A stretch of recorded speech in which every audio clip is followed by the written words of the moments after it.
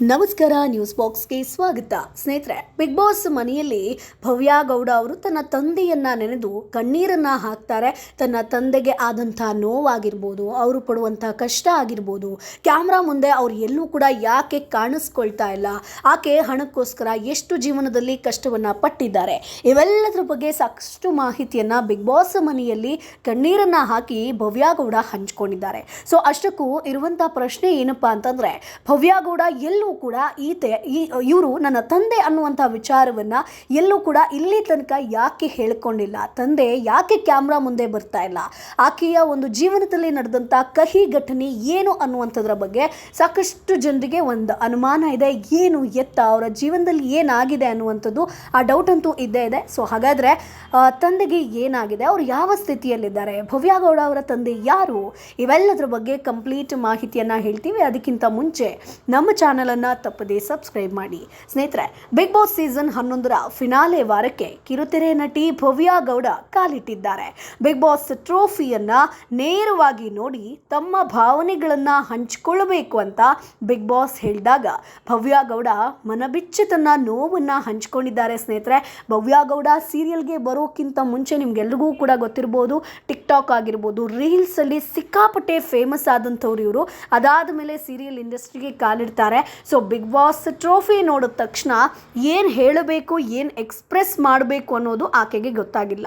ಖುಷಿ ಆಗ್ತಿದೆ, ಯಾಕಂತಂದರೆ ಜೀವನದಲ್ಲಿ ಸಿಕ್ಕಾಪಟ್ಟೆ ಕನಸು ಆಸೆಗಳನ್ನು ಹೊತ್ಕೊಂಡಿದ್ದೆ, ಎಲ್ಲೋ ಮಧ್ಯದಲ್ಲಿ ಕೈ ತಪ್ಪಿ ಕೂಡ ಹೋಗಿತ್ತು.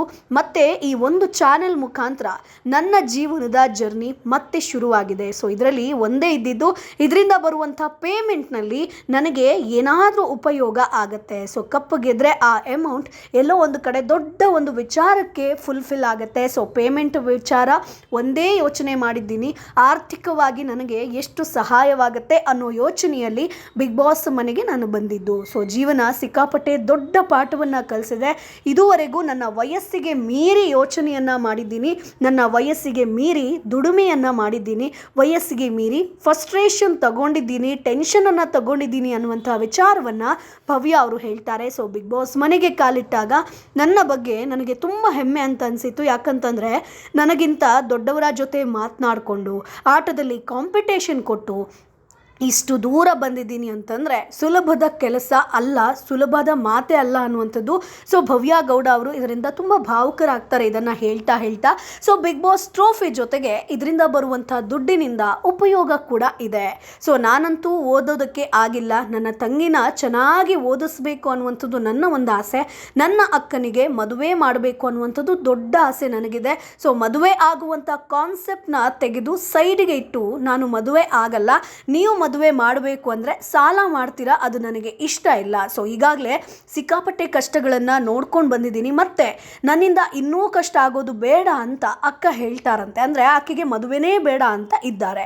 ಸೊ ಮತ್ತೊಂದು ವಿಚಾರ ಏನಪ್ಪ ಅಂತಂದರೆ, ನಾವು ಯಾರೂ ಮನೆಯಲ್ಲಿ ಇಲ್ಲದಿರುವಂಥ ಸಮಯದಲ್ಲಿ, ಅಂದರೆ ಈಕೆ ತಂದೆ ಬಗ್ಗೆ ಕೂಡ ಮಾತನಾಡ್ತಾರೆ. ಅದಕ್ಕಿಂತ ಹಿಂದೆ ಬಹುಶಃ ನಿಮಗೆ ಗೊತ್ತಿರ್ಬೋದು, ಒಂದು ಎಪಿಸೋಡಲ್ಲಿ ನಿಮ್ಮ ಒಂದು ಇಚ್ಛೆ ಏನು ಅನ್ನುವಂಥದ್ದನ್ನು ಲೆಟರ್ ಮುಖಾಂತರ ಹಾಕಬೇಕು, 4 ಇಚ್ಛೆ, ಅದರಲ್ಲಿ ಒಂದು ಬಿಗ್ ಬಾಸ್ ಫುಲ್ಫಿಲ್ ಮಾಡ್ತಾರೆ ಅನ್ನುವಂಥದ್ದು. ಸೊ ಮೊದಲ ಬಾರಿಗೆ ಭವ್ಯ ಗೌಡ ಅವರು ತನ್ನ ತಂದೆಯ ಬಗ್ಗೆ ಹೇಳ್ತಾರೆ. ಸೊ ಇಲ್ಲಿ ಅಕ್ಕ ಆಗಿರ್ಬೋದು, ಅಮ್ಮ ಬಂದು ಹೋದರು, ಸೊ ನನ್ನ ತಂದೆ ಬಂದಿಲ್ಲ, ಅವ್ರು ಬರೋದು ಇಲ್ಲ, ಯಾಕಂತಂದರೆ ಮಗಳ ಒಂದು ಭವಿಷ್ಯಕ್ಕೆ ಸಮಸ್ಯೆ ಆಗಬಾರ್ದು, ಯಾರೂ ಕೂಡ ಆಕೆಯನ್ನು ಗೇಲಿ ಮಾಡಬಾರ್ದು, ಹೀಯಾಳಿಸಬಾರ್ದು ಅನ್ನುವಂಥ ಕಾರಣಕ್ಕೆ ತಂದೆ ಬಂದಿಲ್ಲ. ಆದರೂ ಕೂಡ ನನಗೊಂದು ಆಸೆ, ಬಿಗ್ ಬಾಸ್ ಮನೆಗೆ ನನ್ನ ತಂದೆ ಬರಬೇಕು ಅನ್ನುವಂಥದ್ದಾಗಿ ಹೇಳ್ತಾರೆ. ಸೊ ಆಗಲೇ ಸೋಷಿಯಲ್ ಮೀಡಿಯಾದಲ್ಲಿ ಚರ್ಚೆ ಆಗೋದಕ್ಕೆ ಶುರುವಾಗುತ್ತೆ, ಭವ್ಯ ಅವರ ತಂದೆ ಯಾಕೆ ಕ್ಯಾಮ್ರಾ ಮುಂದೆ ಬರಲ್ಲ, ಯಾರ ಮುಂದೆ ಕೂಡ ಇಲ್ಲಿ ತನಕ ನನ್ನ ಮಗಳು ಭವ್ಯ ಗೌಡ ಅಂತ ಯಾಕೆ ಎಲ್ಲೂ ಕೂಡ ಹೇಳ್ಕೊಂಡಿಲ್ಲ, ಅಥವಾ ಭವ್ಯ ಗೌಡ ಯಾಕೆ ಎಲ್ಲೂ ಕೂಡ ತೋರಿಸ್ಕೊಂಡಿಲ್ಲ, ತಂದೆಯ ವಿಚಾರ ಏನು ಅನ್ನುವಂಥದ್ದು ಚರ್ಚೆ ಆಗ್ತಾ ಇರುತ್ತೆ. ಸೊ ಅದಕ್ಕೆ ಮತ್ತೆ ಉತ್ತರವನ್ನು ಕೊಡ್ತಾರೆ ಟ್ರೋಫಿ ಮುಂದೆ ಬಂದು. ಸೊ ಯಾರೋ ಮನೆಯಲ್ಲಿ ಇಲ್ಲದಿರುವಂಥ ಸಮಯದಲ್ಲಿ ತಂದೆ ಬಾತ್ರೂಮ್ನಲ್ಲಿ ಬಿದ್ದು ಕುತ್ತಿಗೆ ಬಳಿ ಅದು ಕಟ್ಟಾಗತ್ತೆ. ಸೊ ಅದು ಓಕಲ್ ಬಾಕ್ಸ್, ಅಂದರೆ ನಮ್ಮ ಗಂಟ್ಲಿದ್ದು ಏನು ನಮ್ಗೆ ವಾಯ್ಸ್ ಎಲ್ಲಿಂದ ಬರುತ್ತೋ ಆ ಒಂದು ಬಾಕ್ಸಿಗೆ ಸಮಸ್ಯೆ ಆಗುತ್ತೆ, ಅಂದರೆ ಧ್ವನಿ ಪೆಟ್ಟಿಗೆಗೆ. ಆ ಸಮಯದಲ್ಲಿ ನಾನು ಹೈದರಾಬಾದ್ ಶೂಟಿಂಗ್ನಲ್ಲಿ ಇದ್ದೆ, ನಾನು ಬೆಂಗಳೂರಿಗೆ ವಾಪಸ್ ಬರುವವರೆಗೂ ಯಾರೂ ಹೇಳಿರಲಿಲ್ಲ. ಆಮೇಲೆ ಹೇಳಿದ್ರು ಆಸ್ಪತ್ರೆಗೆ ಹೋಗೋದಕ್ಕೆ ಕ್ಯಾಬ್ಗೂ ಕೂಡ ದುಡ್ಡು ಕೊಡೋದಕ್ಕೂ ಕೂಡ ನನ್ನ ಬಳಿ ಹಣ ಇರಲಿಲ್ಲ, ನಾನು ದುಡಿತಿದ್ದೆ ಆದರೆ ಪೇಮೆಂಟ್ ಬಂದಿರಲಿಲ್ಲ ಅಂತ ಭವ್ಯ ಕಣ್ಣೀರನ್ನು ಹಾಕ್ತಾರೆ. ಸೊ ಆ ಸಮಯದಲ್ಲಿ ನಾನು ಯಾರನ್ನ ಕೂಡ ಬೇಡಿದ್ರೂ ನಂಬಿ ಹಣ ಕೊಡ್ತಾ ಇರಲಿಲ್ಲ. ಎಷ್ಟೋ ಸಲ ನೋವಿದ್ರೂ ಕೂಡ ಅಪ್ಪ ಆಟೋದಲ್ಲಿ ಬಂದಿದ್ದಾರೆ, ತಂದೆ ಧ್ವನಿಗೆ ಟ್ರೈನಿಂಗ್ ಕೊಡಬೇಕು ಅಂತ ಹೇಳಿದ್ದಾರೆ. ಸೊ ಅಪ್ಪ ತುಂಬ ಚೆನ್ನಾಗಿ ಹಾಡನ್ನು ಹೇಳ್ತಾ ಇದ್ರು, ದಿನ ಬೆಳಗ್ಗೆ ದೇವರ ಹಾಡು ಹಾಕ್ಕೊಂಡು ಹಾಡ್ತಾ ಇದ್ರು. ಎಲ್ಲೋ ಅಪ್ಪನ ವಾಯ್ಸ್ ಸರಿ ಮಾಡಿಸೋದಕ್ಕೆ ನನ್ನಿಂದ ಆಗಿಲ್ಲ ಅನ್ನುವಂಥ ಬೇಸರ ಇಂದಿಗೂ ಕೂಡ ಇದೆ. ಸೊ ವಾಯ್ಸ್ ಆ ರೀತಿ ಆಗಿರೋದ್ರಿಂದ ಎಲ್ಲಿಗೆ ಕರೆದ್ರೂ ಕೂಡ ಅಪ್ಪ ಹಿಂಜರಿತಾರೆ, ಬರೋದಿಲ್ಲ. ನಿನ್ನನ್ನು ಜನರು ನೋಡುವ ರೀತಿ ಬೇರೆ ಆಗುತ್ತೆ. ಸೊ ಅವತ್ತು ನನ್ನ ಬಳಿ ಹಣ ಇದ್ದಿದ್ರೆ ಅಪ್ಪ ಚೆನ್ನಾಗಿ ಮಾತನಾಡ್ಬೋದು, ಹಾಡನ್ನು ಕೂಡ ಹಾಡಬಹುದು ಅಂತ ಅನಿಸ್ತದೆ ಈಗಲೂ ಕೂಡ. ಸೊ ಈ ವೇದಿಕೆ ಮೂಲಕ ನನಗೆ ಏನು ಬರುತ್ತೋ ಅದರಿಂದ ನನ್ನ ಫ್ಯಾಮಿಲಿ ಕನಸು ಈಡೇರಿಸೋದಕ್ಕೆ ಸಹಾಯ ಆಗುತ್ತೆ ಅನ್ನುವಂಥದ್ದನ್ನು ಆ ಟ್ರೋಫಿ ಮುಂದೆ ನಿಂತು ಭವ್ಯ ಅವರು ಕಣ್ಣೀರನ್ನು ಹಾಕ್ತಾರೆ ಸ್ನೇಹಿತರೆ. ಅಂದರೆ ಇಂದಿಗೂ ಕೂಡ ಅವರ ತಂದೆಯ ಧ್ವನಿ ಪೆಟ್ಟಿಗೆ ಅದೇ ರೀತಿಯಾಗಿದೆ. ಸೊ ಅವರಿಗೆ ಕಂಪ್ಲೀಟಾಗಿ ವಾಯ್ಸ್ ಬರೋದಿಲ್ಲ. ಹಾಗಾಗಿ ಎಲ್ಲೇ ಒಂದು ಕ್ಯಾಮ್ರಾ ಮುಂದೆ ಮೈಕ್ ಮುಂದೆ ಬಂದ ಕೂಡಲೇ ನನ್ನ ಮಗಳಿಗೆ ಸಮಸ್ಯೆ ಆಗುತ್ತೆ ಅನ್ನುವಂಥ ಕಾರಣಕ್ಕೆ ಅವರು ಮನೆಯಿಂದ ಆಚೆ ಎಲ್ಲೂ ಕೂಡ ಬರೋದಿಲ್ಲ.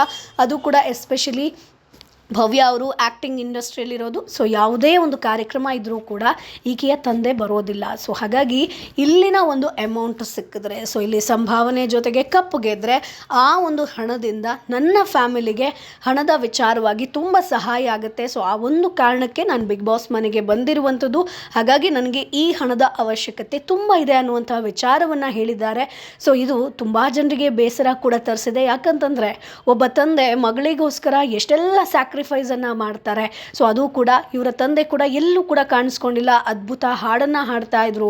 ತುಂಬ ಜನರ ಜೊತೆ ಇದ್ದವರು ಸಡನ್ನಾಗಿ ಈ ರೀತಿಯಾಗಿ ಆಗಬೇಕು ಅಂತಂದರೆ ಆ ನೋವು ಆ ಫ್ಯಾಮಿಲಿಗೆ ಮಾತ್ರ ಗೊತ್ತು. ಸೊ ಹಾಗಾಗಿ ಭವ್ಯ ಅವರ ಆ ಒಂದು ಎಪಿಸೋಡನ್ನು ನೋಡಿದಾಗ ಸಾಕಷ್ಟು ಜನ ಭಾವುಕರಾಗಿದ್ದೂ ಕೂಡ ಇದೆ ಆಕೆಯನ್ನು ನೋಡಿ. ಬಿಕಾಸ್ ಇಷ್ಟು ದಿನಗಳ ಕಾಲ ನಾವು ಆಕೆಯನ್ನು ನೋಡಿದ್ದ ರೀತಿಯೇ ಬೇರೆ. ಸೊ ಆಕೆ ತುಂಬ ಮಾತನಾಡೋದು, ಬೇರೆ ರೀತಿಯಲ್ಲಿ ಮಾತನಾಡೋದಾಗಿರ್ಬೋದು, ಬೇರೆಯವ್ರಿಗೆ ಟಾಂಟ್ ಕೊಡೋದಾಗಿರ್ಬೋದು, ಎಲ್ಲವನ್ನ ನೋಡಿರ್ತೀವಿ.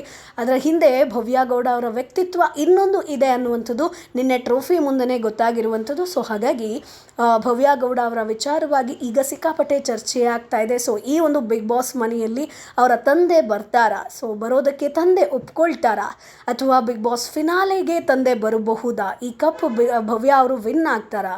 ಅದನ್ನು ಕಾದು ನೋಡಬೇಕು. ಸೊ ಸ್ನೇಹಿತರೆ, ನಿಮ್ಗೇನು ಅನಿಸುತ್ತೆ? ಭವ್ಯ ಗೌಡ ಅವರು ಈ ಸೀಸನ್ನ ವಿನ್ನರ್ ಆಗಬಹುದಾ? ಇಲ್ಲಿ ತನಕ ಶ್ರುತಿ ಅವರು ಮಾತ್ರ ಬಿಗ್ ಬಾಸ್ ವಿನ್ನರ್ ಆಗಿರ್ತಾರೆ. ಸೊ ಇಲ್ಲಿ ತನಕ ಯಾರು ಮತ್ತೆ ಫೀಮೇಲ್ ವಿನ್ನರ್ಸ್ ಆಗಿಲ್ಲ. ಸೊ ಈ ಬಾರಿ ಮೋಕ್ಷಿತಾ ಹಾಗೆ ಭವ್ಯ ಅವರ ನಡುವೆ ಪೈಪೋಟಿ ಇದೆ. ಸೊ ಯಾರು ವಿನ್ನರ್ ಆಗಬಹುದು? ನಿಮ್ಮ ಒಂದು ಅಭಿಪ್ರಾಯ ಏನು? ಅದನ್ನು ಕಮೆಂಟ್ ಬಾಕ್ಸ್ ಮೂಲಕ ತಿಳಿಸಿ. ನಮ್ಮ ಚಾನಲನ್ನು ಸಬ್ಸ್ಕ್ರೈಬ್ ಮಾಡಿ, ಸಪೋರ್ಟ್ ಮಾಡಿ. ಬಿಗ್ ಬಾಸ್ ಆಗಿರ್ಬೋದು, ಸೀರಿಯಲ್ ಆಗಿರ್ಬೋದು, ಸಿನಿಮಾ ಬಗ್ಗೆ ಸಾಕಷ್ಟು ಅಪ್ಡೇಟ್ಸನ್ನು ಹಾಕ್ತಾ ಇರ್ತೀವಿ. 1 ಲಕ್ಷ ಸಬ್ಸ್ಕ್ರೈಬರ್ಸ್ ಆಗಬೇಕು ಅನ್ನುವಂಥದ್ದು ನಮ್ಮ ಕನಸು. ಆ ಕನಸಿಗೆ ನಿಮ್ಮ ಸಹಕಾರ ತುಂಬ ಇಂಪಾರ್ಟೆಂಟ್. ಸೊ ಹಾಗಾಗಿ ಚಾನಲನ್ನು ಸಬ್ಸ್ಕ್ರೈಬ್ ಮಾಡಿ, ಒಂದಷ್ಟು ಜನರಿಗೆ ಶೇರ್ ಕೂಡ ಮಾಡಿ.